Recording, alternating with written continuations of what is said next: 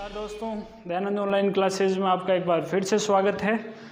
पिछली क्लास में हम जो अनसॉल्व्ड क्वेश्चंस है पीछे के बुक के चैप्टर फर्स्ट के वो देख रहे थे। उसके जो ऑब्जेक्टिव क्वेश्चन है 15 क्वेश्चन थे वो हो गए थे। आज हम करेंगे आंकिक प्रश्न, जैसे लिखा हुआ है पीछे 15 क्वेश्चन और हैं, थोड़े बड़े न्यूमेरिकल्स हैं, तो वो आज सॉल्व करने की ट्राई करेंगे हम। ठीक है, तो फर्स्ट अपना जो क्वेश्चन है इसका आंकिक प्रश्न का, जो आंकिक प्रश्न है वो सबसे लास्ट में लिखे हुए हैं। आप अगर बुक देखोगे तो उसमें मिल जाएंगे आपको। तो फर्स्ट क्वेश्चन ये लिखा हुआ है कि वायु में एक दूसरे से 30 सेंटीमीटर की दूरी पे दो छोटे आवेशित गोले हैं। फर्स्ट क्वेश्चन है, दो छोटे आवेशित गोले हैं, छोटे गोले हैं, मतलब मैंने थोड़े बड़े ही बना दिए। ठीक है, अब इनको क्या किया कि 30 सेंटीमीटर की दूरी पर रखे हुए हैं। ये क्या है, 30 सेंटीमीटर की दूरी पर रखे हुए हैं।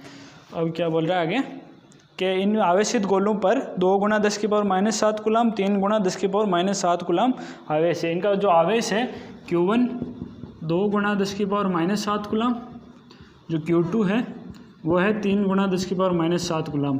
तो इन दोनों के मध्य जो बल लग रहा है, प्रतिकर्षण बल लगेगा, वो कितना लगेगा, सीधा सीधा ये हो जाएगा। इसमें तो वैल्यू पुट करनी है, क्या है Q1 Q2/r²। ये जो 30 सेंटीमीटर है इसको मीटर में चेंज करो तो 0.30 मीटर हो जाएगी। 30 × 10⁻⁻² मीटर, 0.30 मीटर। तो ये हो गया 9 × 10⁹ इंटू आवेश रख दो दोनों वैल्यू पुट। 3 × 10⁻⁷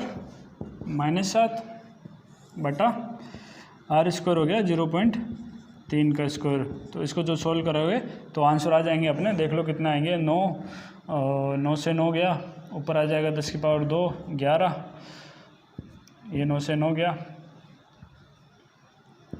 11 में से 14 गए, तो 6 × 10⁻³ न्यूटन आ जाएगा। यही आ रहा है शायद, 6 × 10⁻³ न्यूटन। ये इसका आंसर हो गया फर्स्ट क्वेश्चन। ठीक है, ये जैसा क्वेश्चन था, इसमें आवेश दे दिए थे, दोनों के बीच में बल बताना था, बिल्कुल भी जोड़ नहीं आया। धीरे धीरे जैसे जैसे क्वेश्चंस बढ़ेंगे थोड़े से डिफिकल्ट क्वेश्चन आएंगे, कॉन्सेप्चुअल क्वेश्चन आएंगे। बाकी इस चैप्टर में कुछ भी नहीं है, बस कॉन्सेप्ट्स की बात है, तो अब थोड़े बहुत कॉन्सेप्ट पे ध्यान दे लो, कुछ भी नहीं आएगा।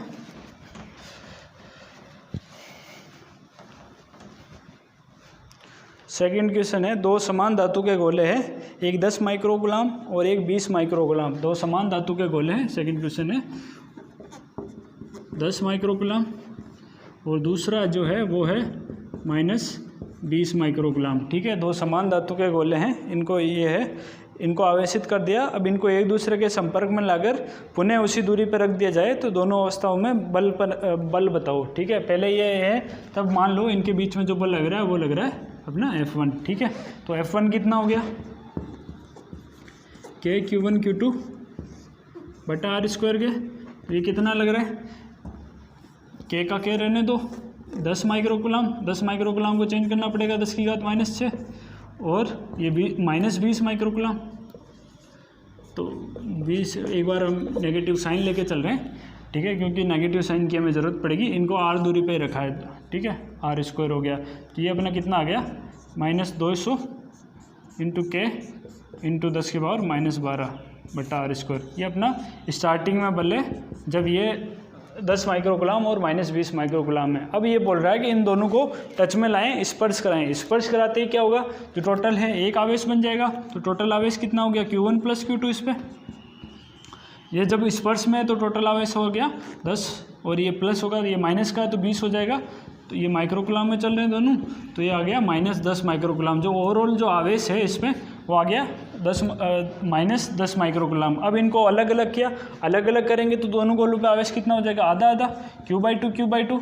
तो आवेश कितना हो गया, -10 माइक्रोकूलम का आधा, एक इस पर -5 माइक्रोकूलम, इस पर भी -5 माइक्रोकूलम। ठीक है, अब इन पे बल मान लो F2 हो गया, तो अपना F2 कितना आ जाएगा, पुट कर दो, Q1 कितना है, -5 माइक्रोकूलम, -5 × 10⁻⁻⁶, दूसरे वाला भी -5 है, -5 × 10⁻⁻⁶, और दूरी समान है। अब इनका अनुपात हमें बताना है, अनुपात बताना है, पहले ये लिख लो, ये हो गया 25, माइनस प्लस हो गया, -10⁻⁻12 इंटू K बटा r²। ठीक है, अब इनका F1/F2 निकालना हमें, तो F1/F2 सीधा सीधा ये हो जाएगा।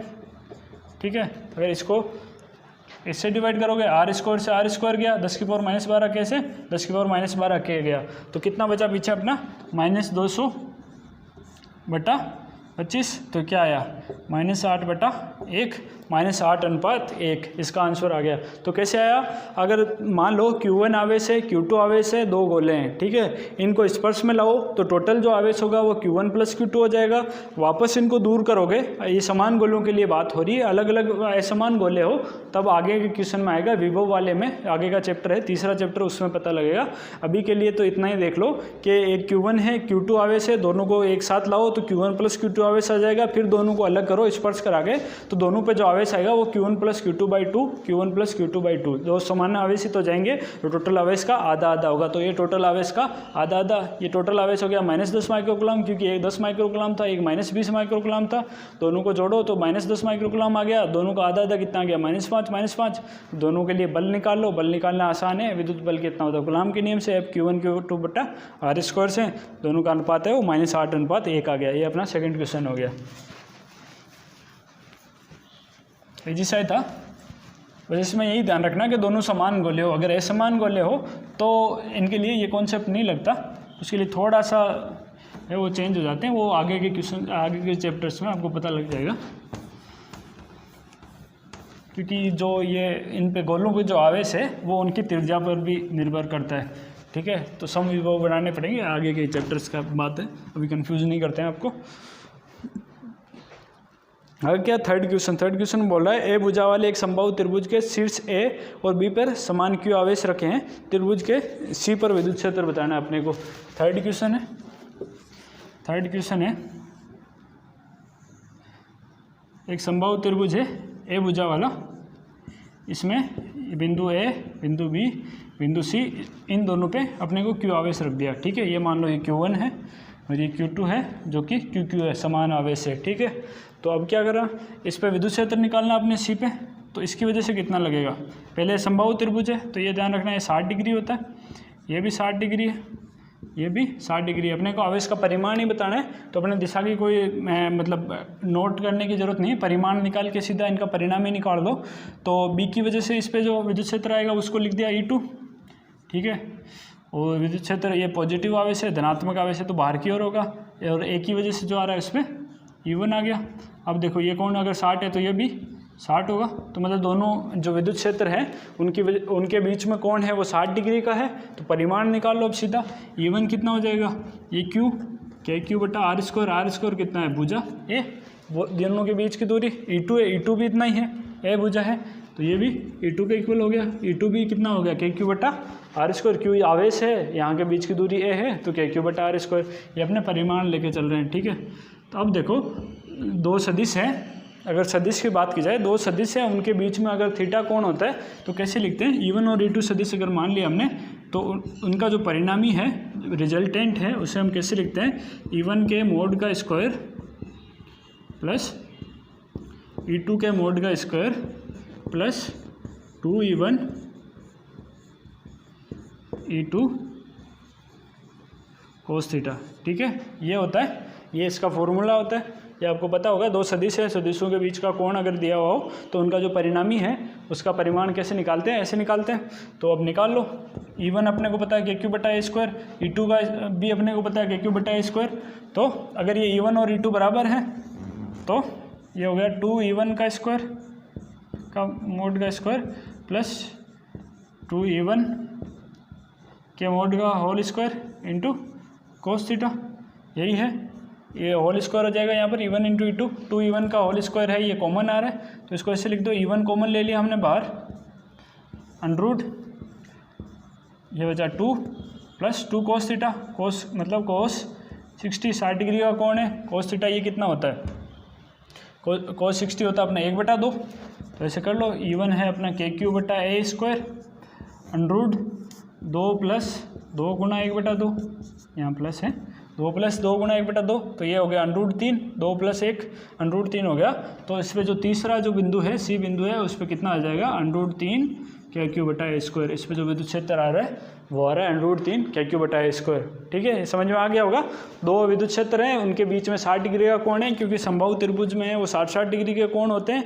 समबाहु त्रिभुज की भुजाएं समान होती है, तो सी बिंदु पे क्या है, विद्युत क्षेत्र निकाला जो इक्वल आएगा, क्योंकि दूरी समान है। अब इनके बीच का कोण था वो 60 डिग्री था, तो हमें यही करना था। ये कैलकुलेशन है, वो इजी सी कैलकुलेशन है, वो करते जाओ, इसमें पुट्टी करना अपने फॉर्मूला में। ठीक है, ये फॉर्मूला याद रखने लायक है। तो एक बात आप ध्यान रखना कि जो भी आप 12th क्लास की जब भी पढ़ाई करते हो तो सबसे पहले सदिश और अदिश जो है इनके बारे में जितनी भी बातें हैं वो एक बार रिवाइज कर लेना, क्योंकि ये पूरी जो 12th क्लास है उसमें हर जगह काम आने वाली है। ठीक है, इनकी डायरेक्शन होता है। वैसे 11th क्लास में भी काम आई होगी, उससे ज़्यादा 12th क्लास में काम आती है। और अपने बोर्ड के एग्ज़ाम में जो वेक्टर्स है उसका सही डिनोट करना हमें आना चाहिए, नहीं तो मार्क्स कट जाते हैं उसमें।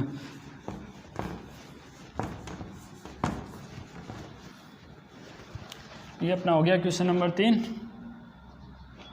आगे चलते हैं क्वेश्चन नंबर 4। क्या बोल रहा है? 4 है कि दो एक समान आवेशित गोलों को बराबर लंबाई की डोरियों से लटकाया गया है।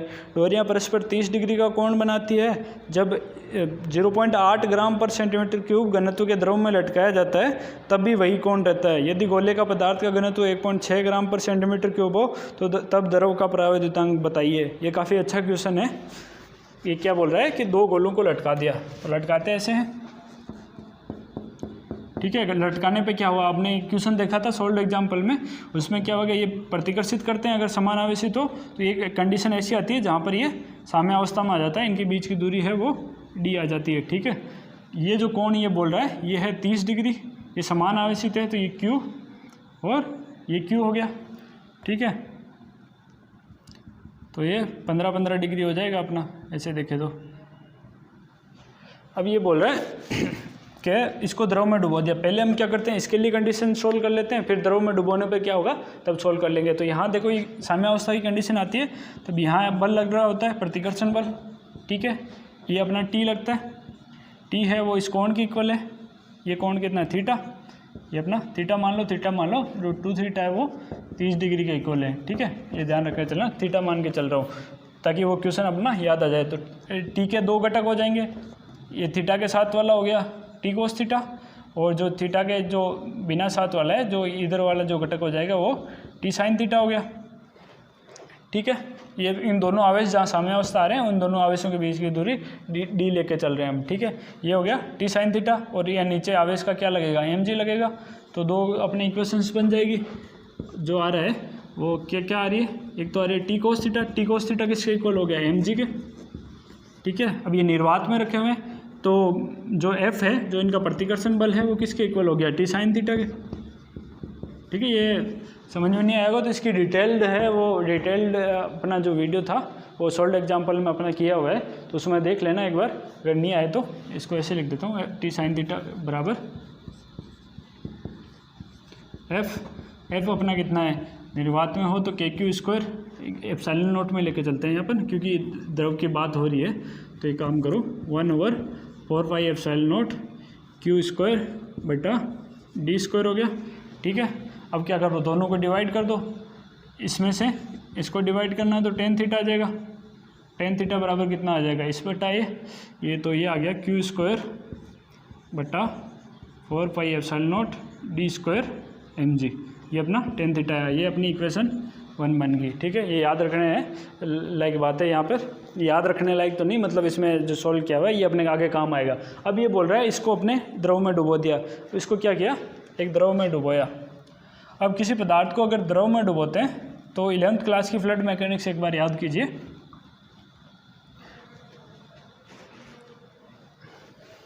अगर किसी पदार्थ को अपने द्रव में डुबोया, अगर इसको द्रव में डुबो दिया, ये क्या आ गया, परावैद्युतांक माध्यम हो गया। ये बोल रहा है कि द्रव में डुबोने के बाद भी इनका जो कोण है वो थीटा ही रहता है अपना। अगर ये कोण भी बराबर है तो इनके बीच की जो दूरी साम्यावस्था दूरी आ रही है वो भी बराबर ही रहेगी। ठीक है, तो अब ये बोल रहा है कि ये कोण है ये बराबर है हमेशा ही, 30 डिग्री रह रहा है, वापस 2 थीटा आ रहा है, वो भी 30 डिग्री आ रहा है, आवेश समान है। अगर 30 डिग्री ये हुआ, ये 30 डिग्री है, तो इनके बीच की जो दूरी है साम्यावस्था दूरी वो भी इक्वल होगी।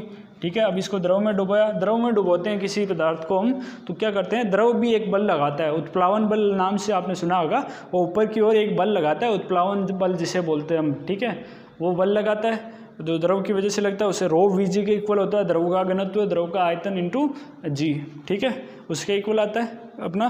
तो अब दिया क्या है कि अपने को द्रव का घनत्व दे दिया और गोले के पदार्थ का घनत्व दे दिया, ठीक है। तो अब आगे के सोल्व कर लो। सोल्व करेंगे तो ये मैं कैसे करूं, ये यहाँ पड़ा है, नीचे कर देता हूँ, ठीक है। अब इनको रखा तो एक बल लगेगा अपने उत्प्लावन बल ऊपर की ओर, ठीक है। वो उत्प्लावन बल है, उत्प्लावन बल किसके इक्वल है, रो वी जी के। ये रो है वो लिक्विड का है, ठीक है, जो ये अपना पदार्थ है उसका घनत्व है, ठीक है। और ये आयतन है, ये गोले का आयतन ही है, जी अपने को पता है, ठीक है। और एक नीचे लग रहा है, एम जी लग ही रहा है अपने गोले की वजह से, ठीक है। और द्वादर रखा हुआ है। अब वापस टी लगेगा, टी के वापस घटक कर दो, ऊपर टी कोस थीटा, इधर आ गया टी साइन थीटा। तो अब देखो यहाँ जो बल लगेगा, अगर हमने इसको द्रव में रखा है तो प्रावैद्युत के कारण माध्यम वाला बल लगेगा। तो वापस से ये इक्वेशन बनाओ, तो ऊपर की ओर देखो टी कोस थीटा प्लस रो एल वी जी बराबर किसके आ रहा है, एम जी के, ठीक है। एम है ये गोले के लिए है, ठीक है, तो गोले के लिए। और तो ये टी कोस थीटा किसके इक्वल हो गया अपना, ये हो गया एम जी माइनस, इक्वेशन थोड़ा सा कॉम्प्लिकेटेड है तो ध्यान से देखना, minus rho L M G हो गया, ये आया। ये अपनी एक इक्वेशन ये बन गई। दूसरी इक्वेशन ये बनेगी क्षैतिज के लिए, तो टी साइन थीटा अपना, टी साइन थीटा किसके, माध्यम के लिए, एफ के माध्यम के लिए कितना हो जाएगा, 1/4 pi epsilon naught epsilon R Q square बटा डी स्क्वायर। ये माध्यम वाला हो गया, ये इक्वेशन आ गई, ये इक्वेशन आ गई, वापस डिवाइड कर दो अपने क्या, ठीक है। तो आया इसमें से ये डिवाइड किया तो अपना क्या बन जाएगा, टेन थीटा, यहाँ पर टेन थीटा बराबर आ गया क्यू स्क्वायर बटा 4 pi epsilon naught epsilon R D square into M G minus rho L V G, यहाँ वी चल रहा था, ये वी है, रो एल वी जी, ठीक है। ये समझ में आ गया होगा। माध्यम के लिए है, माध्यम के लिए बल कितना होता है, 1/4 pi epsilon naught epsilon R Q square बटा डी स्क्वायर। अब इस इक्वेशन से इस इक्वेशन को डिवाइड किया तो ये आ गया, अपने पास दो इक्वेशन बनी, ठीक है। मैं ये मिटा रहा हूँ, जो है वापस रिवाइड करके देख लेना अगर आपको देखने का मन हो। तो अपने पास दो इक्वेशन है, एक में क्या है अपने, जो टेन थीटा है वो इसके इक्वल है, एक में है टेन थीटा है वो इसके इक्वल है। तो दोनों क्या होगी, इक्वल हो जाएगी, क्योंकि थीटा अपने को बोल रहा है कि दोनों बार समान ही है। तो ये जो क्यू स्क्वायर, ऊपर से स्टार्ट करता हूँ मैं वापस, क्यू स्क्वायर बटा 4 pi epsilon naught D square M G, ये किसके इक्वल होगी, ठीक है, ये इसके इक्वल हो जाएगा, क्यू स्क्वायर बटा 4 pi epsilon naught epsilon R D square M G minus rho L V G, ठीक है।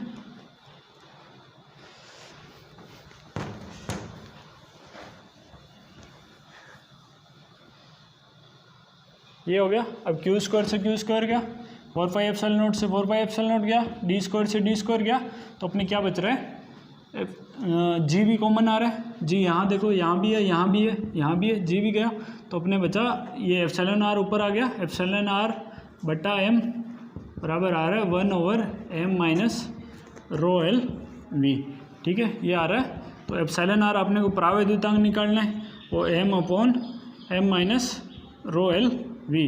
अब अपने को क्या दिया हुआ है क्वेश्चन में द्रव का घनत्व दिया हुआ है और गोले का पदार्थ का घनत्व दिया हुआ है। तो अपने को गोले का द्रव्यमान तो दिया हुआ नहीं है, तो कैसे निकालेंगे।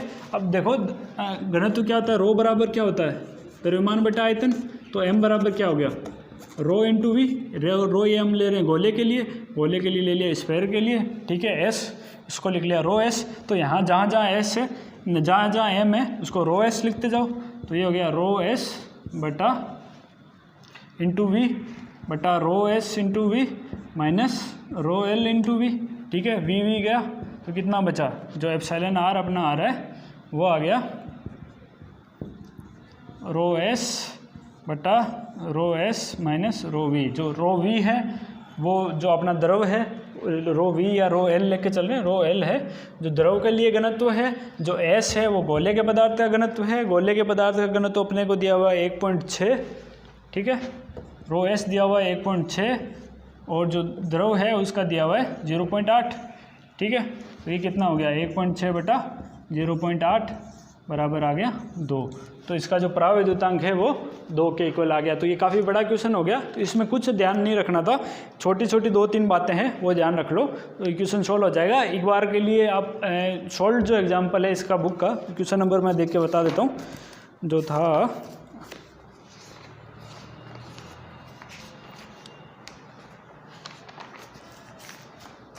क्वेश्चन नंबर 1.8 है, सोल्ड एग्जाम्पल है, वो देख लेना।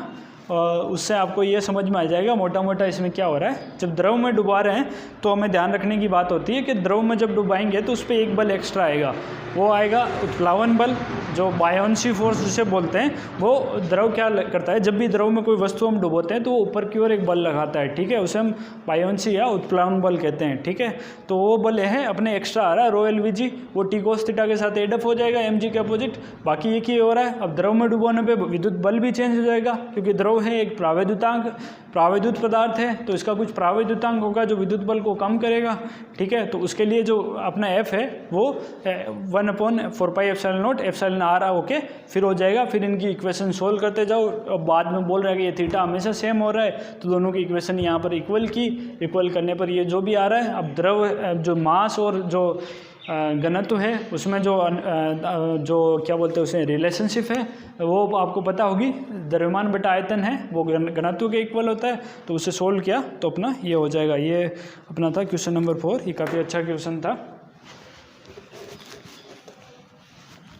ये वैसे जो कॉम्पिटिटिव एग्जाम की प्रिपरेशन करते हैं तो ऐसे केसेज में एक अच्छे क्वेश्चन बनते हैं, तो वो सीधा यही याद रख लेते हैं कि जो एप्सिलॉन आर है प्रावैद्युतांक पदार्थ है, अगर थीटा सेम हो तो रो एस बटा rho S minus rho L के इक्वल हो जाता है। क्या होता है, जो एप्सिलॉन आर है वो रो एस बटा rho S minus rho L के इक्वल हो जाता है। ऐसे क्वेश्चन बनते हैं काफ़ी सारे, तो वो इसको सीधा याद ही रख लेते हैं। रो एस है वो गोले का घनत्व है, ये द्रव का घनत्व है, ठीक है।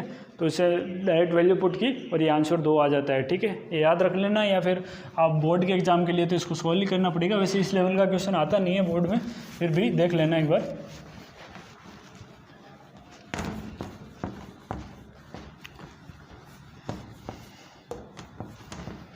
ये हो गया आपने क्वेश्चन नंबर 4, ठीक है। क्वेश्चन नंबर 5 क्या है, 2 समरूप गोलाकार बी व सी समान आवेश से आवेशित हैं और परस्पर एफ बल से प्रतिकर्षित करते हैं। 2 समरूप गोलाकार हो गए, बी और सी है अपने, ठीक है, वो समान आवेश है, समान गोले हैं, ठीक है। अब ये बोल रहे हैं कि परस्पर एफ बल से इन दोनों के बीच प्रतिकर्षण बल लग रहा है, वो लग रहा है अपना एफ, मान लो इनिशियली है F1 बराबर एफ हो गया, ठीक है। अब क्या बोल रहा है कि जबकि उनको परस्पर कुछ दूरी पर रखा जाता है, इनके बीच की कुछ दूरी भी है r। आगे बोल रहा है कि तीसरा गोलाकार चालक इन्हीं के समरूप है परंतु अनावेशित है। तीसरा गोलाकार चालक लाए हमें जिसे Q बराबर है 0 है, ठीक है।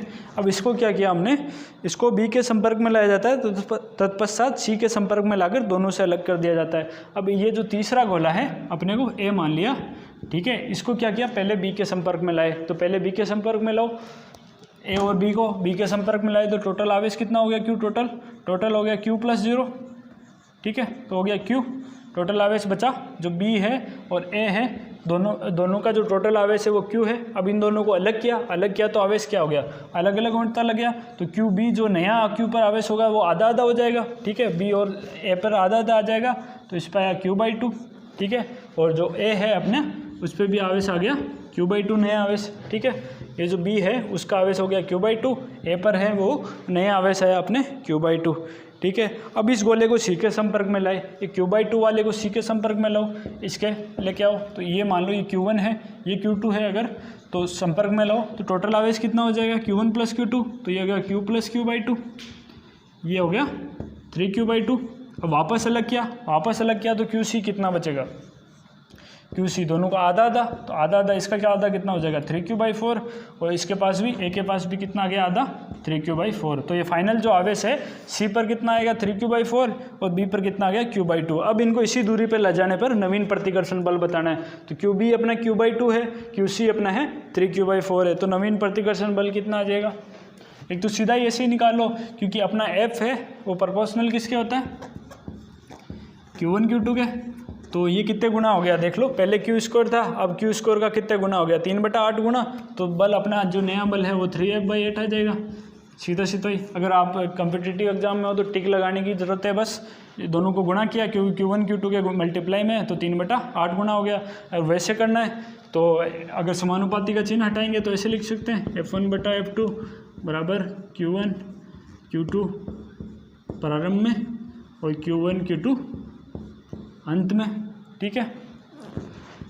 तो F1 F है बटा F2, Q1 Q2 initially QQ है, Q² हो गया, बाद में कितना है Q/2 इंटू 3Q/4 हो गया। तो हो गया ये 3Q²/8, QQ गया स्क्वायर गया 8 है, 8 ऊपर चला गया। अब वापस इसको F2 बराबर आ गया 8/3, तो अपना F2 कितना आया वापस F2 आ गया 3F/8। इतना करो, बोर्ड के एग्ज़ाम में आए तो ऐसे कर लो, और बोर्ड के एग्जाम में नहीं आके कॉम्पिटिटिव एग्जाम में आए तो सीधा ही इसका जो इतने गुना होता है Q1 Q2 के प्रोपोर्शनल होता है, तो Q1 Q2 जितना बढ़ा उतना ही F बढ़ जाएगा। तो Q1 Q2 दोनों का मल्टीप्लाई 3Q/8 गुना बढ़ा तो F भी 3F/8 आ गया।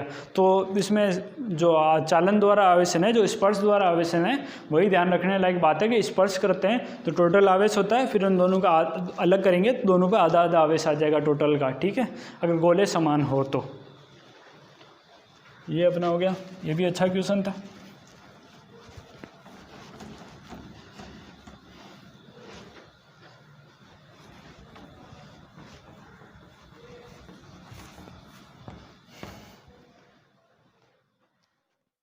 क्वेश्चन नंबर 6 है अपना, वो बोल रहा है कि एक वर्ग है,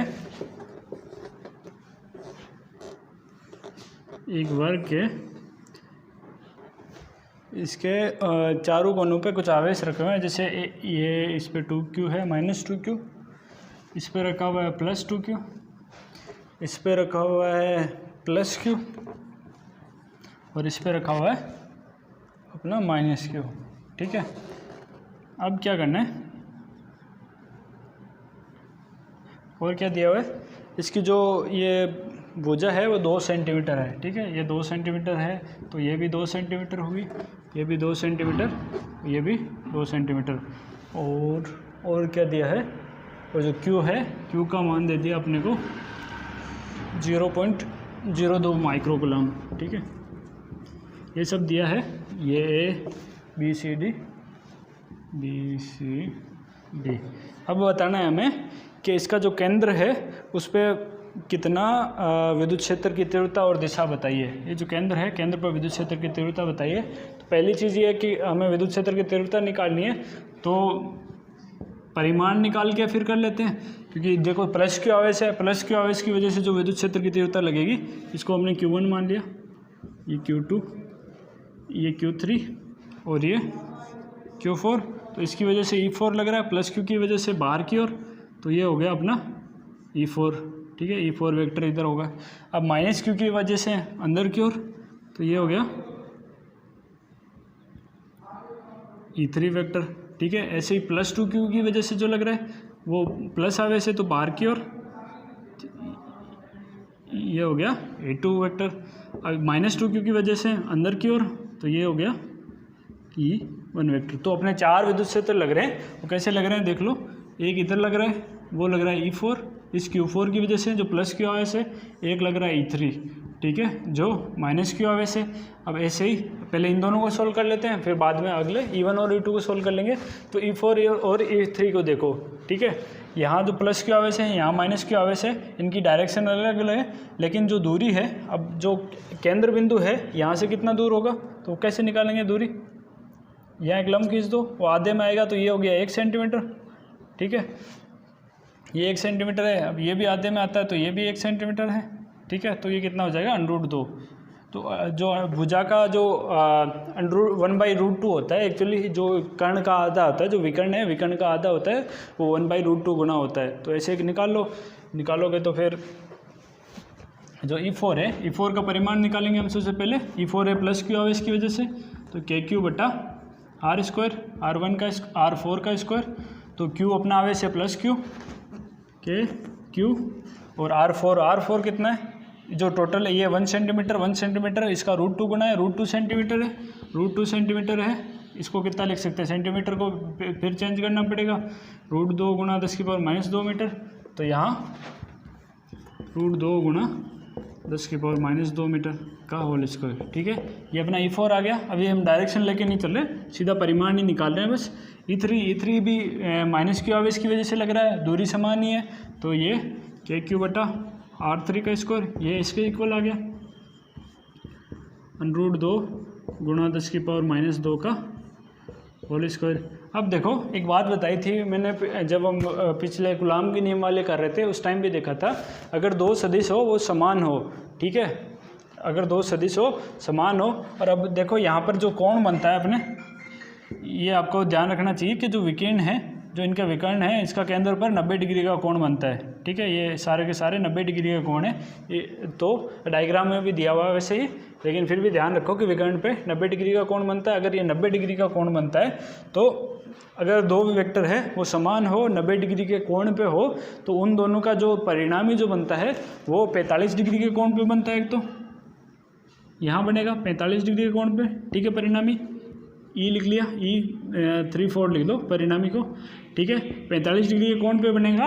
और इस जो एक है समान है तो इसका एक का √2 गुना होगा, मतलब जो इनका जो परिणामी आएगा E3/4 वो इसके √2 गुना के होगा, या तो E4 या E3 के √2 इंटू KQ बटा √2 गुना 10⁻² का स्क्वायर। ठीक है, ये कितना आ जाएगा, ये बच गया अपने KQ बटा √2 गुना 10⁻⁴। ठीक है, ये आ जाएगा। अब देखो ये आ गया, E3/4 आ गया, इसकी डायरेक्शन आ रही है, ये वाली आ रही है। ठीक है, ये कौन सी होगी, प्लस वाली, तो E3/4 वेक्टर की डायरेक्शन कितनी होगी, ये अपने I होगी। तो ये ध्यान रखने वाली बात है कि दो जो सदिश है अगर 90 डिग्री के कोण पे हो और उनका मान समान हो तो उनका जो परिणामी होता है एक तो वो 45 डिग्री के कोण पे बनेगा दोनों से, और उनका √2 गुना होगा। कैसे होता है ये एक बार मैं वापस बता देता हूँ कि जैसे होता है A² + B² + 2AB cos theta होता है √ तो ये समान है A² + A² + 2A² cos 90, ये 0 हो जाएगा ये इधर वाला, तो A² + A² कितना हो जाएगा, √2A², तो A √2 हो जाएगा। तो ये से हो गया, ये √2 गुना I हो गया अपना E4 और E3 की वजह से। अब क्या करो, अब ये जो E1 और E2 लग रहे हैं, अब E1 और E2 कैसे लग रहे हैं, ऐसे लग रहे हैं, इनके बीच में 90 डिग्री का कोण है, E1 और E2 हो गए। ठीक है, इनके बीच में 90 डिग्री का कोण है। अब E1 और E2 की वैल्यू निकालो, E1 है वो -2Q की वजह से है, E2 है वो +2Q की वजह से है, तो E1 अपना आ गया KQ बटा R1 का स्क्वायर। ठीक है, तो जो KQ है, जो 2Q है इसमें, इस वाले केस में अपना 2Q बटा R कितना, √2 वही वाला, √2 गुना 10⁻² का स्क्वायर। ठीक है, ये हो गया E1, और ऐसे ही E2 हो जाएगा, E2 भी 2Q आवेश की वजह से है तो वो भी इसके इक्वल हो गया, K × 2Q × √2 गुना 10⁻² का स्क्वायर। अब देखो ये भी समान है, E1 और E2 है वो समान है, इनके बीच 90 डिग्री का कोण बन रहा है, तो ये भी ऐसे 45 डिग्री के कोण पे हो जाएगा इनका परिणामी, √2 गुना E1 या फिर √2 गुना E2, दोनों में से किसी के इक्वल कर लो, तो इसको √2 से गुणा कर दो, तो कितना आ गया अपना जो E12 है, इसको परिणामी लिख लो, तो वो आया √2 गुना ये, तो ये मिटा देता हूँ मैं, ये इसी के इक्वल आया, तो ये E2 के इक्वल आ गया, तो √2 गुना ये हो जाएगा, तो वापस वही K × 2Q बटा इसका √2 गुना हो जाएगा, तो नीचे आ गया √2 गुना 10⁻⁴। अब ये देखो इसकी डायरेक्शन देखो, ये कहाँ आ रही है, -x एक्सिस की ओर, तो इसको लिख दिया -I। एक जो आ रहा है E3/4 वो आ रहा है +x एक्सिस में, जो E12 आ रहा है वो -x एक्सिस में आ रहा है। अब अध्यारोपण का सिद्धांत लगा दो, केंद्र पर हमें टोटल निकालना हो, टोटल कितना हो जाएगा तो वो हो जाएगा ई वेक्टर केंद्र पर, तो E12 vector plus E34 vector, क्योंकि ये कैसे लग रहे हैं, ये दोनों ऐसे ऐसे लग रहे हैं, दोनों एक ही लाइन में है, आई कैप में आई कैप में है, तो वो हो गया KQ बटा, मैं कहाँ लिखूँ, ऊपर लिख देता हूँ, इस साइड लिख देता हूँ चलो, तो दोनों को एडअप कर दो। E12 वेक्टर कितना है, ये वाला है K इंटू 2Q बटा √2 गुणा 10 की power -4 minus I cap plus K into Q बटा √2 गुणा 10 की पावर -4 इंटू आई कैप। तो K इंटू Q बटा √2 गुणा 10 की पावर -4 कॉमन ले लो, तो ये आ गया K इंटू Q बटा √2 गुणा 10 की पावर -4, ये कॉमन आ गया, ठीक है। तो कितना बचा, यहाँ पर 2 बचा, ये -2 प्लस 1, ठीक है, इंटू आई कैप, क्योंकि ये माइनस आई कैप है तो ये -2 प्लस 1, तो ये आ गया -KQ इंटू √2 गुणा 10 की पावर -4, ये इसकी वैल्यू आ जाएगी, ठीक है। अब वैल्यू पुट कर दो, तो इसकी जो direction I minus I cap में आई, ये माइनस आई कैप में आई है, क्योंकि ये नेगेटिव साइन है, नेगेटिव साइन यहाँ रखो, तो माइनस आई कैप मतलब ये वाली डायरेक्शन है, ये वाली डायरेक्शन कौन सी है, यहाँ पर D और C है अपना, AB है, AB की डायरेक्शन कौन सी है, ये वाली, तो BA की डायरेक्शन ये होगी, तो BA डायरेक्शन में है, कौन सा वेक्टर में होगा, BA वेक्टर में है, ये वाली डायरेक्शन है परिणामी की, और जो वैल्यू है वो है KQ बटा √2 गुणा 10 की पावर -4, ठीक है। इसको जो पुट करोगे तो अपना Q की वैल्यू अपने को दी हुई है, K अपने को पता है, और √2 गुणा 10 की पावर -4 उससे सोल्व होता जाएगा। तो ये क्वेश्चन कैसे हुआ, एक बार वापस बता देता हूँ। अपना जो केंद्र होता है, केंद्र पर सारे के सारे विकर्ण हैं वो आपस में 90 डिग्री का कोण बनाते हैं। जो केंद्र की वैल्यू होती है वो जो टोटल वैल्यू होती है उसका 1/√2 गुना होती है, ठीक है। तो यहाँ पर 2 है तो 2 बटा √2 मतलब √2 सेंटीमीटर हो जाएगी, ठीक है। ये √2 सेंटीमीटर के हुए, फिर इनके जो वैल्यू है मान KQ बटा R² से निकालते जाओ, चारों के निकल जाएंगे। अब देखो इनकी डायरेक्शन मैटर करती है, तो प्लस के कारण अंदर की ओर, माइनस के कारण बाहर की ओर, तो यहाँ देखो -Q आवेश है, -Q आवेश के कारण अंदर की ओर -Q की तरफ, ये +Q आवेश है, +Q के कारण बाहर की ओर। फिर इनके बीच में अगर 90 डिग्री का कोण है, 90 डिग्री का कोण बनता है, तो वही कंडीशन वापस 90 डिग्री का कोण हो दो सदिश के बीच में, तो दोनों का जो परिणामी है वो एक तो 45 डिग्री पे आता है, और दूसरी चीज़ ये कि उनका जो रिजल्टेंट का जो मान होता है, जो परिणामी का जो मान आता है वो √2 गुना हो जाता है। तो ऐसे ऐसे दोनों केसेस में ये सॉल्व होता गया।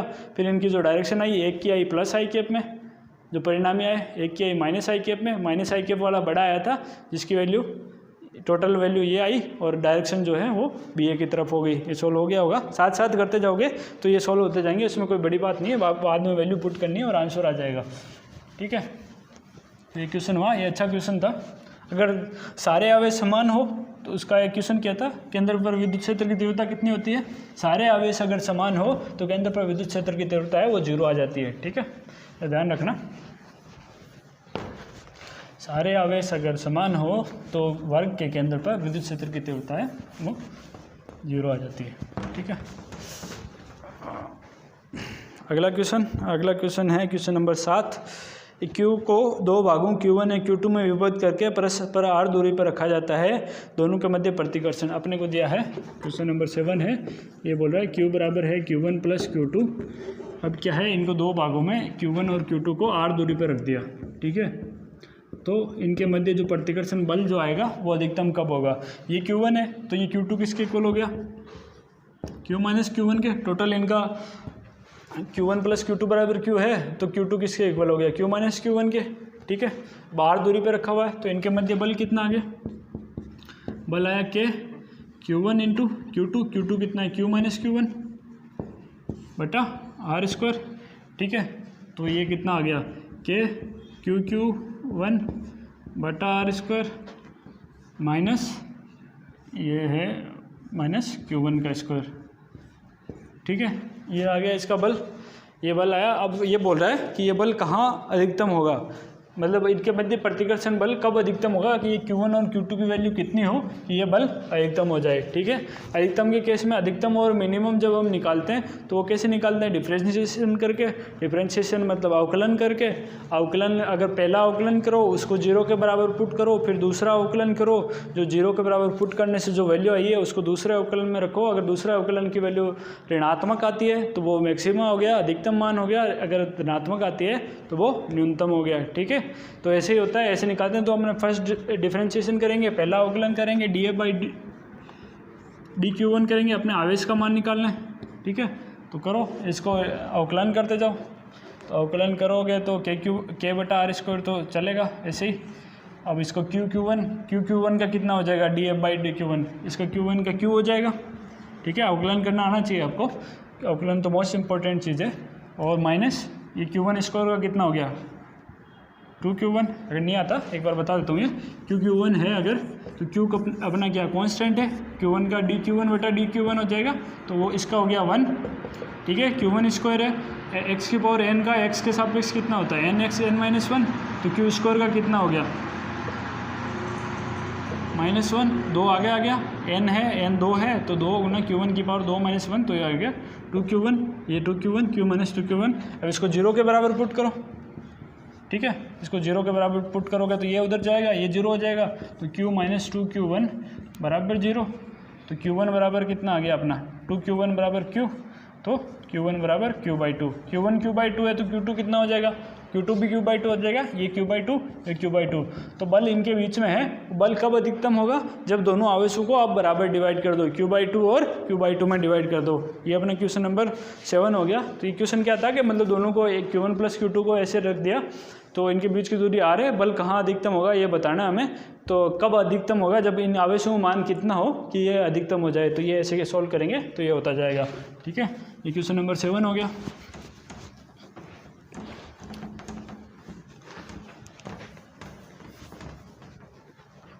अब है अपना क्वेश्चन नंबर 8।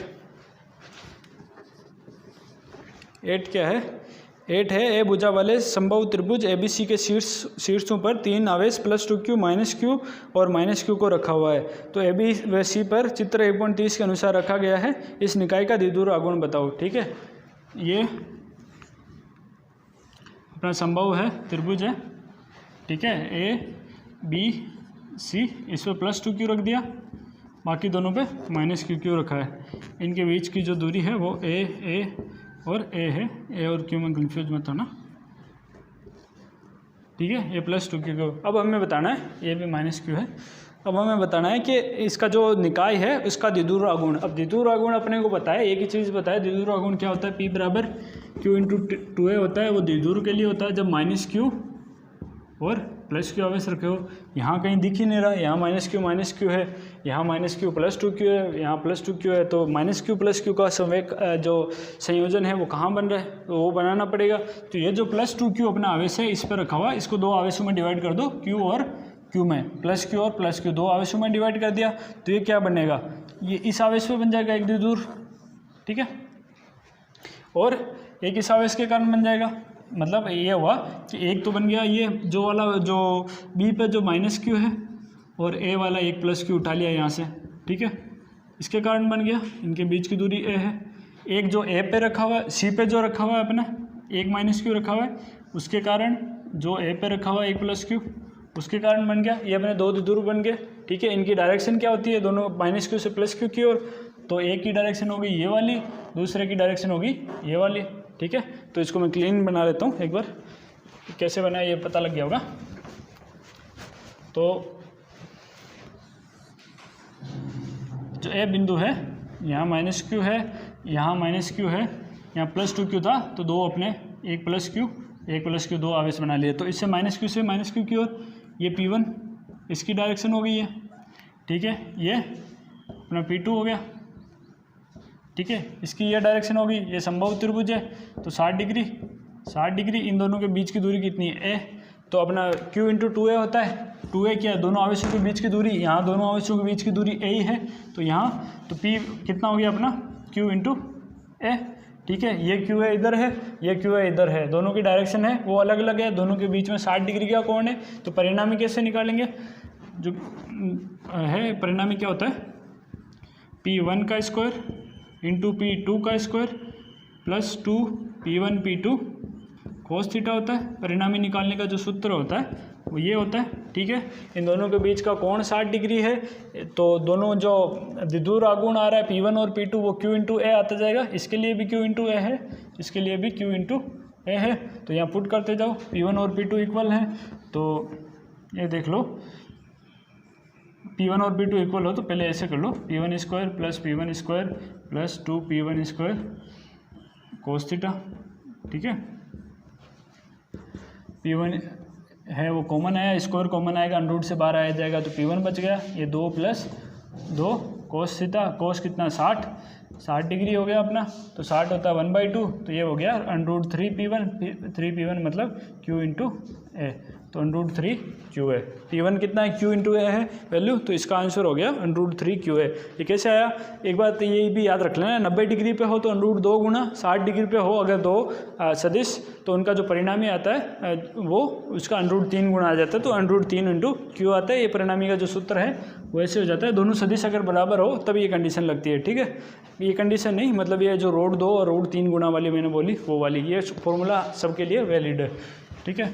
ये अपना हो गया अंडरूट 3Q है। तो इसमें कैसे हुआ कि एक जगह है जो त्रिभुज है इसकी एक कोने पर है वो प्लस 2Q आवेश रखा हुआ था, बाकी सब पे माइनस Q आवेश रखा हुआ था, तो प्लस Q जो 2Q है उसको अपने दो भागों में डिवाइड करना पड़ा और फिर करके दो द्विध्रुव आघूर्ण बन गए उनकी डायरेक्शन के हिसाब से, फिर सोल्व किया तो हो गया, ठीक है। अब क्वेश्चन नंबर 9 है वो 1.8 अपना सोल्व एग्जाम्पल है, उसके हिसाब से भी हो जाएगा। और जो अपना किया था हमने 4th क्वेश्चन इसी में जो अनसोल्व है उसके हिसाब से भी हो जाएगा। इसमें क्या दे दिया कि दूरी बतानी है, जो अपना 1.8 था उसमें आवेश निकालना था, इसमें अपने को दूरी बतानी है, ठीक है। तो कैसे होगा,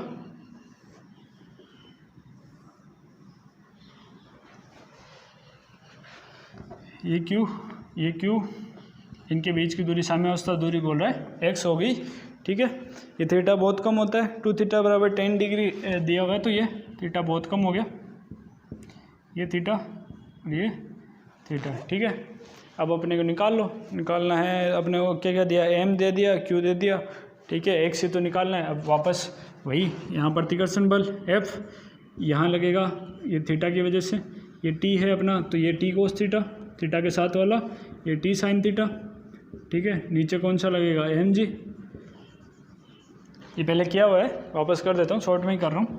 तो t sin थीटा है अपना, वो प्रतिकर्षण बल के बराबर है, क्षैतिज घटक, ये t sin थीटा इधर लग रहा है, t cos theta mg f, तो प्रतिकर्षण बल के इक्वल हो जाएगा। प्रतिकर्षण बल किसके हो गया, KQ² बटा x² के, ठीक है। अपना t cos थीटा किसके इक्वल हो जाएगा, mg के, ठीक है।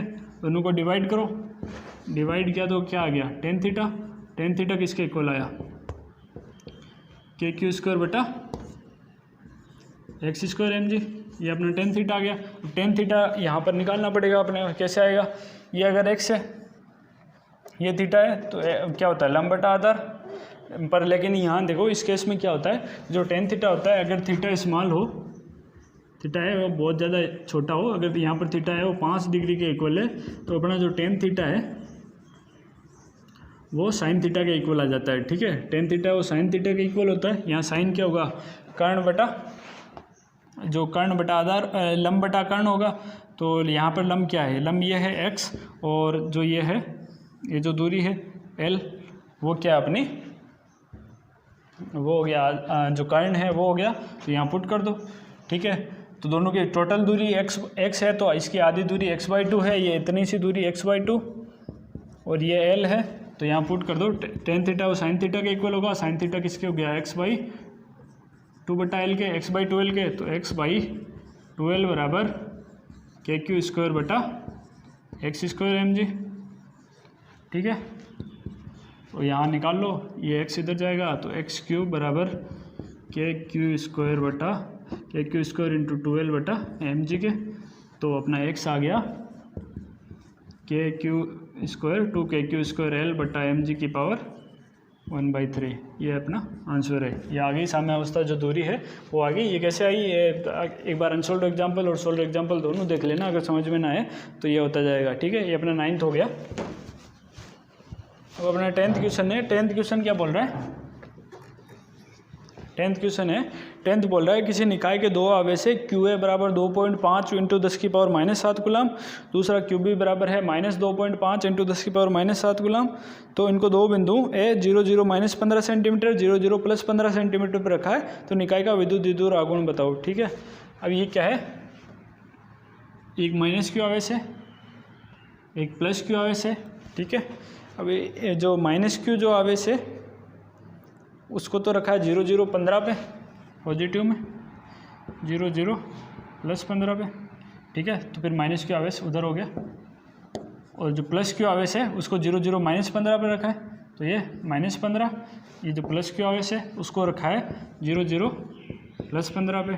ठीक है, ये किस में दिया हुआ है? अपने सेंटीमीटर में। ठीक है, ये सेंटीमीटर है, ये सेंटीमीटर है। तो ये जो ये होता है x y z, मतलब ये z अपना जो दिया हुआ है मात्रक दिया हुआ है, तो मान लो ये z एक्सिस है।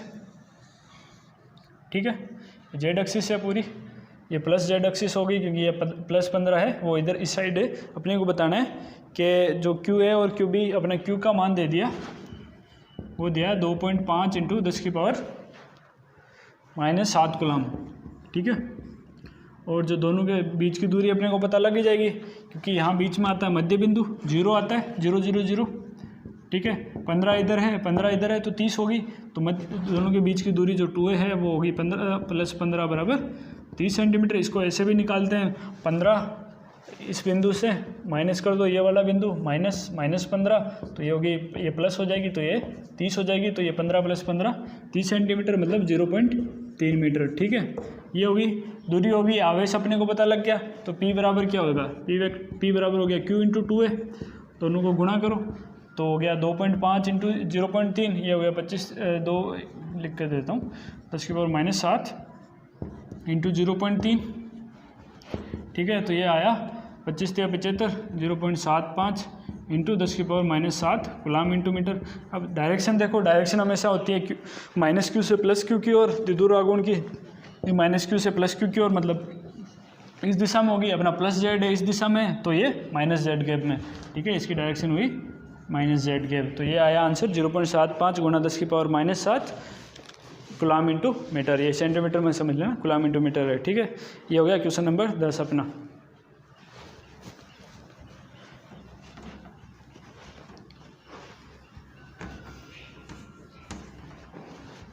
अब आया क्वेश्चन नंबर 11।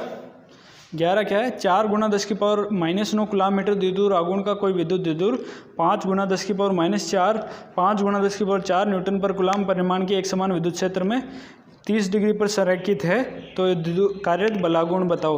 सीधा सीधा क्वेश्चन है, अपने को है क्या दे दिया? P दे दिया। क्वेश्चन नंबर कौन सा है? 11 है। 11 में अपने को P दे दिया। P दिया है 4 × 10⁻⁹ कूलम × मीटर। ठीक है, E दे दिया। इलेक्ट्रिक फील्ड है, इलेक्ट्रिक फील्ड कितना दिया है? 5 × 10⁴ न्यूटन पर कूलम, और एंगल दे दिया थीटा बराबर है 30 डिग्री। तो सीधा सीधा हो जाएगा। टो बराबर क्या होता है? P sin theta. बलागुण हमें निकालना है। टो बराबर P sin theta, sin theta है 30 डिग्री। P दे रखा है 4 × 10⁻⁹ इंटू E है 5 × 10⁴ इंटू ये हो गया sin 30। sin 30 होता है 1/2, 1/2 से ये 2 बचेगा, 2 10 10 तो 10⁻⁵ यानी 10⁻⁻⁴ न्यूटन इंटू मीटर। ठीक है, तो बलागुण आ गया। जोड़वा के गुणा भाग तो आता ही होगा आपको। तो टो बराबर हो गया PE sin थीटा। ठीक है, अब है क्वेश्चन नंबर 11। 11 हो गया। अब है क्वेश्चन नंबर 12। 4 क्वेश्चन और बचे। 12 क्वेश्चन क्या है? दो बिंदु आवेश Q1 और Q2 के मध्य की दूरी 3 मीटर है। इन आवेशों का योग 20 माइक्रोकूलम है। यदि एक आवेश दूसरे आवेश को 0.075 न्यूटन के बल से प्रतिकर्षित करे, तब दोनों आवेशों का मान निकालो। देखो, ये दे रखा है कि Q1 और Q2 आवेश है। ये जो अपना Q1 और Q2 आवेश है, इन दोनों के बीच की दूरी दे दी, वो दी है 3 मीटर। ठीक है, और इन पे जो आवेशों का योग है, योग मतलब Q1 + Q2 है, वो दे दिया 20 माइक्रोकुलम, ठीक है। और इनका जो बल है, जो प्रतिकर्षित बल कर रहे हैं वो दे दिया 0.075 न्यूटन। तो इजी सही है। F बराबर वापस लगा दो के Q1 Q2 बटा R स्क्वायर, ठीक है। दोनों के बीच की दूरी पता है अपने को, बल पता है 0.075 बराबर के कितना है 9 गुणा 10 की पावर 9। Q1 और Q2 में संबंध देखो, Q1 अपना लिख लो, Q1 लिख लिया यहाँ पे, और Q2 कितना 20 माइक्रोकुलाम है, तो Q1 प्लस Q2 बराबर 20 माइक्रोकुलाम है, तो Q2 बराबर 20 माइक्रोकुलाम माइनस Q1 हो जाएगा। माइक्रोकुलाम को चेंज कर लो, 20 गुणा 10 की पावर -6 गुलाम माइनस Q1 हो गया Q2 बराबर यहाँ से, ठीक है। तो यहाँ पुट कर दो 20 गुणा 10 की पावर -6 माइनस Q1 बटा R स्क्वायर, इनके बीच की दूरी 3 का स्क्वायर 9, ठीक है। तो करते जाओ 0.075 इंटू 9 बराबर किसके आ गया 9 गुणा 10 की घात 9, तो ये अंदर मल्टीप्लाई होगा, तो 20 गुणा 10 की power -6 into Q1 minus Q1 का स्क्वायर, ठीक है। ये आया 9 से 9 गया। अब ये करते जाओ सोल्व, तो एक डिफरेंशियल इक्वेशन बन गई अपने पास, तो आया 0.075 बराबर 10 की पावर 9 इंटू 20 गुणा 10 की पावर -6 Q1 माइनस 10 की पावर 9 Q1 स्क्वायर, ठीक है। तो ये आया 10 की पावर 9 Q1 स्क्वायर बराबर, इसको पूरे को इधर लेके आए, 10 की पावर 9 Q1 स्क्वायर माइनस 20 गुणा 10 की पावर 3 Q1 प्लस 0.075 बराबर 0। ये सॉल्व करेंगे तो ये अपने डिफरेंशियल इक्वेशन आ रही है। अब Q1 की वैल्यू निकालनी पड़ेगी। Q1 की वैल्यू कितनी होगी, तो वो श्रीधर आचार्य फॉर्मूला से निकाल लो, -√b square minus B plus minus √b square -4ac upon 2a, उससे निकालोगे तो यहाँ पर Q1 की वैल्यू आ जाएगी अपने पास, ठीक है। कैसे करो, निकाल के बताने की ज़रूरत थोड़ी, एक बार बता देता हूँ। चलो ये अपने आया, तो अब पुट करते जाओ, ये अपना हो गया Q1 बराबर हो गया -b मतलब ये इसका माइनस हो जाएगा 20 गुणा 10 की power 3 plus minus √b square, इसका स्क्वायर मतलब 400 गुणा 10 की घात 6 माइनस 4ac 4 गुणा 0.075 इंटू 10 की पावर 9 बटा 2a 2 गुणा 10 की पावर 9, ठीक है। ये आ रहा है। अब इसको सॉल्व करने की कोशिश करो। यहाँ देखो, यहाँ 3 0 पॉइंट के बाद 3 संख्या है, तो 3 को हटाएंगे तो यहाँ 10 की पावर 6 आ जाएगा। 10 की पावर 6 इसमें से कॉमन आ रहा है, अंडरूट से बाहर आ जाएगा तो 10 की पावर 3 हो जाएगा। तो ये बचा 20 गुणा 10 की पावर 3, ये आया 10 की पावर 3 अंडरूट में क्या आया 400 माइनस 4 गुणा 75, 4 गुणा 75 कितना होता है 4 पंजो 20 और 4 7 28 और 30 300, ठीक है। ये आ गया बटा 2 गुणा 10 की घात 9, ठीक है। और ये 100 आया, 100 अंडरूट 100 मतलब 10, तो ये हो गया 10 की पावर 4, तो 20 गुणा 10 की पावर 3 प्लस माइनस 10 गुणा 10 की पावर 3 बटा 2 गुणा 10 की पावर 9। तो एक काम करो, प्लस साइन लेके चलो। अगर प्लस साइन लेके चलेंगे तो ये आ गया 30 गुणा 10 की पावर 3 बटा 2 गुणा 10 की पावर 9, ठीक है। तो ये आया 15 गुणा 10 की पावर -6। टोटल आवेश अपना 20 माइक्रोकुलाम है, एक 15 आ गया, तो दूसरा वाला कितना आ गया 5 माइक्रोकुलाम। तो ऐसे आ जाएगा 15 माइक्रोकुलाम, 15 गुणा 10 की पावर -6 आया, ये आवेश आ गया। ये श्रीधर आचार्य से थोड़ा सा कॉम्प्लिकेटेड है। ये डिफरेंशियल इक्वेशन आप सोल्व करोगे तो डिफरेंशियल इक्वेशन क्या, ये जो 2 की घात की जो इक्वेशन है वो सोल्व करोगे तो अपने ये आ जाएगा श्रीधर आचार्य से, ठीक है। अब अपना है क्वेश्चन नंबर 13 क्या बोल रहा है, +10 माइक्रोकुलाम और -10 माइक्रोकुलाम के दो आवेशों को 2 सेंटीमीटर की दूरी पर रखा जाता है। इसकी अक्षीय रेखा एवं निरक्ष रेखा पर द्विध्रुव के केंद्र से 60 सेंटीमीटर की दूरी पर स्थित किसी बिंदु पर विद्युत क्षेत्र निकालिए। 2 आवेश रखे हैं 10 माइक्रोकुलाम और एक, ये दोनों रखे हैं, इनके बीच की जो दूरी है वो दे दी अपने को 2 सेंटीमीटर, ठीक है। और अपने को बताना है कि इसके केंद्र से इसकी अक्ष और निरक्ष पर कोई r दूरी है, r दूरी पर कितना, r बराबर 60 सेंटीमीटर पर विद्युत क्षेत्र की तीव्रता बतानी है। तो अक्ष और निरक्ष पे अपने सीधा पता है, अक्ष पर कितना होता है 2kp बटा आर क्यूब, ठीक है। कि अपने को P की ज़रूरत है, P कितना होगा यहाँ पे, P बराबर होता है Q इंटू 2a। 2a होती है बीच की दूरी 2 सेंटीमीटर है, आवेश 10 माइक्रोकुलाम है, तो 10 माइक्रो को वापस चेंज करो कुलाम में, 10 की घात -6, बीच की दूरी 2 सेंटीमीटर है, 2 सेंटीमीटर को मीटर में चेंज करो तो ये कितनी हो जाएगी 2 गुना 10 की पावर -2, तो ये आ गई अपने 20 को 2 गुना 10 की पावर -7 कुलाम इंटू मीटर, ठीक है। यही जो अपना P है वो आ गया। अब इलेक्ट्रिक फील्ड निकालना है अपने को, अक्ष पर 60 सेंटीमीटर की दूरी पर, मतलब 60 इंटू 10 की पावर -2 मीटर, वापस रखते जाओ। K कितना है 9 गुना 10 की घात 9, P कितना है, P यहाँ पर 2 गुना 10 की पावर -7 है, नीचे कितना आता है आर क्यूब आता है, आर क्यूब है तो 60 गुना 10 की पावर -2 का क्यूब ये आएगा, तो इसको निकाल लो कितना आ जाएगा, ये 36 गुना 10 की पावर 2 बटा 216 इंटू 10 के पावर -3 ये आ गया। इसको निकालोगे तो 1/6 ये आ गया, ऊपर जाएगा 10/6 यानी कितना आ गया 1.40667 न्यूटन पर कूलम। ये आ गया अक्ष पर कितना है 1.667 आ गया। अब अपने को निरक्ष पे बताना है, निरक्ष पे कितना आ जाएगा, ठीक है। निरक्ष पे निकालना है तो अपने को पता है अक्ष और निरक्ष का, तो 2 गुणा ई निरक्ष बराबर होता है ई अक्ष, ठीक है, मतलब KP बटा आर क्यूब होता है ये, तो बटा 2 करेंगे अगर अक्ष का तो निरक्ष पे आ जाएगा, इसको 2 से डिवाइड कर दो तो निरक्ष पे कितना आ गया 0.835 जितना भी आ जाएगा न्यूटन पर कूलम, ठीक है। तो ये अक्ष वाला था और ये ई निरक्ष वाला हो गया, ठीक है। तो ई अक्ष और निरक्ष में अपने को जो है रिलेशनशिप ये होता है, ये काफ़ी इंपॉर्टेंट रिलेशनशिप है, याद रखना। जो अक्ष का 2 से डिवाइड कर दो तो निरक्ष का विद्युत क्षेत्र आ जाएगा, ठीक है। ये क्वेश्चन नंबर 13 हो गया। ये इजी सा क्वेश्चन था, इसमें वैल्यू पुट करनी थी, अपने सोल्ड एग्जाम्पल था जो विद्युत दूर है उसके बाद में क्या था, सेम टू सेम वैसा ही क्वेश्चन है।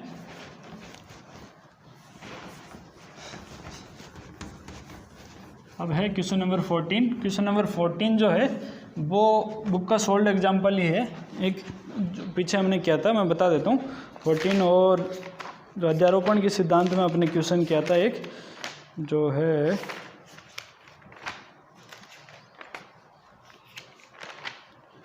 अपना था क्वेश्चन नंबर 1.10 1.10 जो क्वेश्चन है सेम टू सेम वैसा ही क्वेश्चन है ये, ठीक है। वो कर लेना वहाँ से। 14 और 1.10 है जो अध्यारोपण के सिद्धांत वाला वीडियो है उसमें किया हुआ है अपना, तो उसमें देख के कर लेना। अपने क्वेश्चन नंबर 15 पे आ जाते हैं।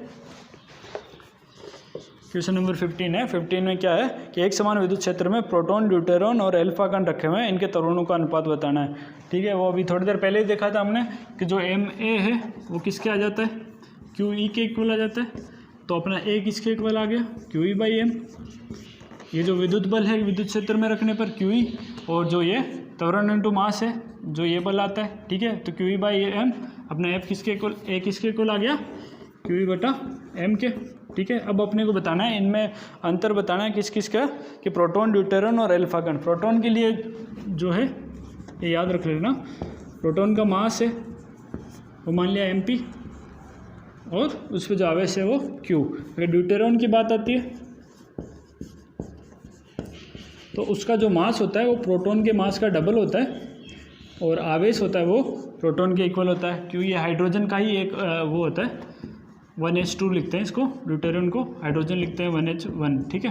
तो ये ध्यान रख लेना, इसका जो मास होता है वो प्रोटॉन के मास का डबल होता है। और तीसरा आता है अल्फा कण।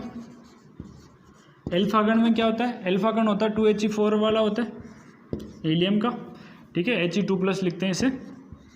तो इस पर जो आवेश होता है वो 2 प्रोटॉन के इक्वल होता है और इसका जो मास होता है वो 4 गुना होता है प्रोटॉन के मास का, और ये इसका आवेश कितना हो गया 2 × Q के इक्वल हो गया। ये अपना आ गया, ठीक है। तो ये ध्यान रख लेना, ये टेबल काफ़ी इंपॉर्टेंट है, ये आगे भी काम आती जाएगी अपने। तो इसको सोल्व करते जाओ। अब इसमें सोल्व करना है A के लिए। अब प्रोटॉन के लिए कितना हो गया AP कितना हो गया QE अपना सेम है बटा MP, ठीक है, ये हो गया। अब निकाल लो ड्यूटेरॉन के लिए, D लिख दो। D कितना हो गया, Q सेम ही है प्रोटॉन का सेम और इसका बटा 2 MP आ जाएगा ये, ठीक है। ऐसे ही अल्फा कण के लिए क्यू अल्फा कितना हो गया, तो चार्ज है वो डबल 2Qp इंटू ई बटा 4mp, ये आगे। अब इन तीनों का अनुपात बताना हमें, अनुपात निकाल लो। तो AP ratio A deuteron ratio A alpha अपने को, ठीक है। ये त्वरण का अनुपात है, हम निकाल रहे हैं। तो अब देख लो ये ई अपना सेम है, ई तो कट गया हमेशा ही, QP MP ये सारे कट गए। तो क्या बचा यहाँ पर, यहाँ 1 बचा है, यहाँ कितना बचा 1/2, ठीक है। यहाँ कितना बचा 2/4, 2/4। तो ये भी कितना हो गया 1/2 ही हो गया ये भी, ठीक है। इसको हटाओ, 2/4 है, तो ये भी 1/2 हो गया, 1/2 हो गया। अब इसको अनुपात है, अनुपात को पूरा करना होता है, पूरा करना होता है तो एलसीएम लेके गुणा कर दो। तो यहाँ 2 से गुणा कर दो पूरी इक्वेशन को, तो ये कितना बचा 2:1:1। तो ये जो प्रोटॉन, जो ड्यूटेरॉन है और जो अल्फा कण है, उनके जो त्वरण है, उनका जो अनुपात आया वो आया 2:1:1। तो ये अपना चैप्टर कंप्लीट आज विद्युत क्षेत्र हो गया, ठीक है। बहुत बहुत धन्यवाद आपके पेशेंस के लिए, देखने के लिए। और सजेशन है वो ज़रूर डालें, ताकि मैं आगे इन फ्यूचर वीडियोज़ अगर कोई बनाऊँ या कहीं लेक्चर दूँ तो मैं अपने आप को सुधार सकूँ।